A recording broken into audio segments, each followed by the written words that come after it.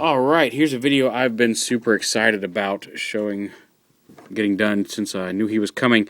Prime Starscream. He's a deluxe.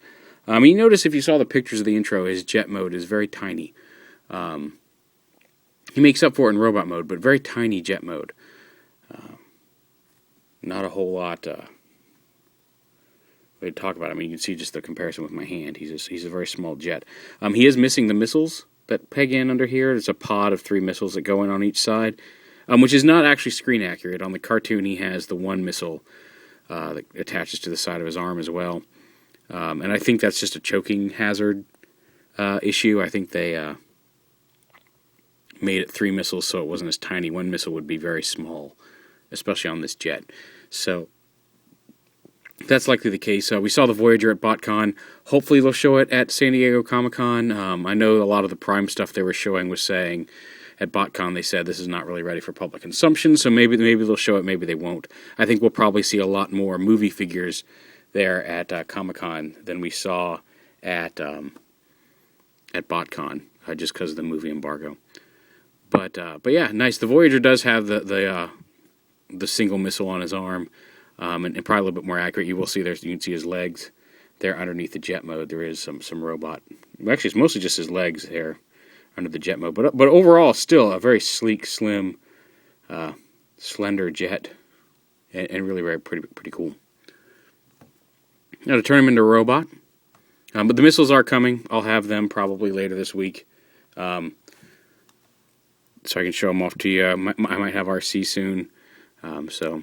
We'll see. I'll also plan on getting the San Diego Comic-Con Prime, so we'll have some good Prime videos coming soon, as well as some other neat stuff. So to transform, you just unpeg the legs, and they peg in right here and right here. There's a couple little pegs, tabs that these peg onto.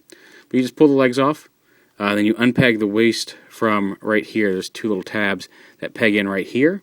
And what we're going to do is we're going to rotate this piece around, and they're going to bring them up, and we're going to peg them into these 2 peg holes here on the darker gray piece right below it. So you just bring that in, lift this up, peg it right in there. Now flip open up the knee spikes, come around to the back. There's a couple little fins that flip up on the back of his legs.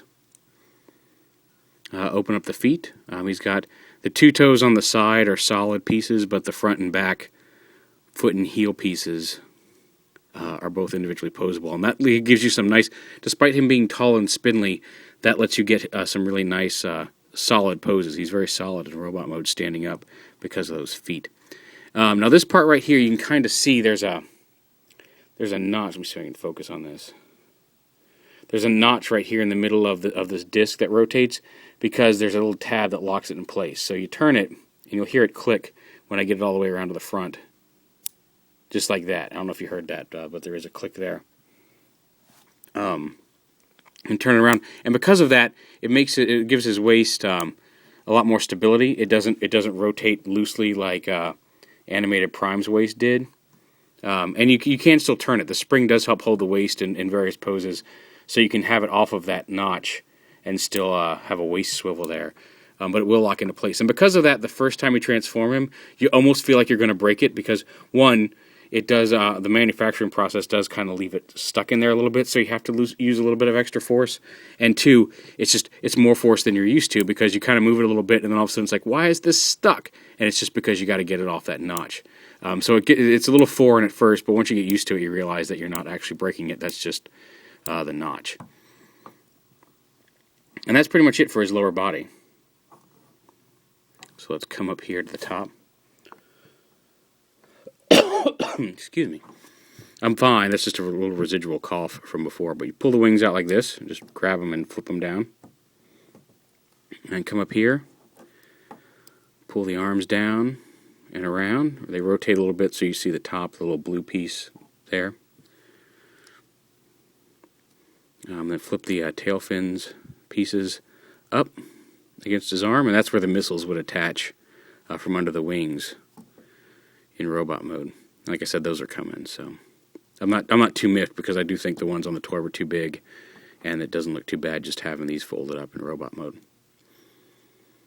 But they're just like that. Then you want to take this. You can see there's a little pin here, swivel right here. You want to extend that all the way, and that frees up his... He does have an actual elbow joint there on top of the side-to-side swivel here. Just do the same on this side. Extend that out. And then come around back here. Pull this whole piece out, where we tilt his chest plate forward. Bring this up. Bring his head out. He does have a little soft rubber fin here that you lift up, plug into his face there. It's not red like in the show, and I think mostly because there's no molded red parts on this, on the figure, and it's kind of get harder. There we go. And so, and this is that soft plastic that doesn't really take paint well, so that's probably why it's not painted. There are some red bits painted onto the harder plastic, but not a lot on his face, aside from his eyes. You could paint it if you want, but be aware that like this is the type of plastic that's really not going to take paint very well.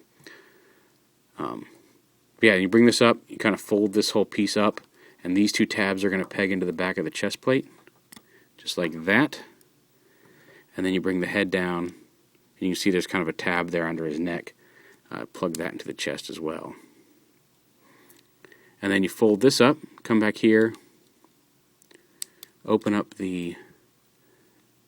rotate those all the way back, the fin up, and then this tab right here is going to peg in right here. And then you bring the engine down, this whole piece down and around like this, and then take the engine and rotate it around, and it gives him kind of a jetpack there and brings the fins behind his head. And after that, it's just a matter of taking these, folding them all the way in under that, and then they have a little joint right here that lets them rotate up. So you just bring this in like this, and then rotate the wing up. And there is Starscream in robot mode. And like I said, he's very small as a jet, and you saw that in the pictures there at the beginning. And now here he is compared to those same two figures in robot mode. So you see he's much taller than classic Sir Henke and Dark of the Moon Starscream Deluxe figures. So he's tall and spindly, very stable. He doesn't fall over. He's got nice, solid support on his feet because of those toes. So he's tall and skinny, but he does look more imposing, or at least taller. And he looks menacing. I like the kind of slender, menacing Starscream that they got going on here. So there you go, just to show those off real quick. Posability, he's actually got quite a few good joints. The wings you can have them down if you want. You don't have to have them all the way up. So you've got some room there. Ball jointed shoulders that lift up and down. He does have a bicep swivel. It's way up here. Elbow, you can also, if you want some posability, use that swivel hinge right there. His wrists on a double swivel. There's a pivot here and then a pivot here. So you don't have to have the hand right up against that blue piece. If you want to bring it in a little bit, you can. He's got ball joint hips. And then just a regular hinge knee. And then he does have the individually posable toes and heel, which is nice. One of the things I like is he's capable of doing, you can bring his hand in, you can use that swivel to your advantage and bring his hand in across his chest, bring his hand out, and he can do that. Oh, but of course, Megatron, I live only to serve you. You know, like, and he's even got that little, see if I can get a zoom in on his face here. Come on. He's even got that little smirk on one side of his face, which is just really cool. And I love that you can give him that kind of trademark, I am pretending to acquiesce, but I have plans within plans, master, type of pose, which is really cool. So yeah, all in all, a little slender, a little small in jet mode. I think that's going to be a lot of people's complaints, is that his jet mode is quite tiny. But the engineering is nice, and for this take that character model on the show, turn it into a jet, and turn it into such an awesome little representation of the figure. Not entirely accurate, because like I said, he does come with 3 missiles instead of the 1. His head crest isn't red, but all in all, for the size, it's a really great representation of Starscream from Transformers Prime. He was the one I was most excited about getting. I'm glad to have him. And now December is when they're saying these are due out. is the official word, and I haven't heard anything different from that. Seeing as how they're making them right now, we might see them in the rumored September, October that's been going around. But as of right now, the last official word was December for these, aside from the Prime that's going to be at Comic-Con next week. But yeah, there he is, Transformers Prime Deluxe Class Starscream.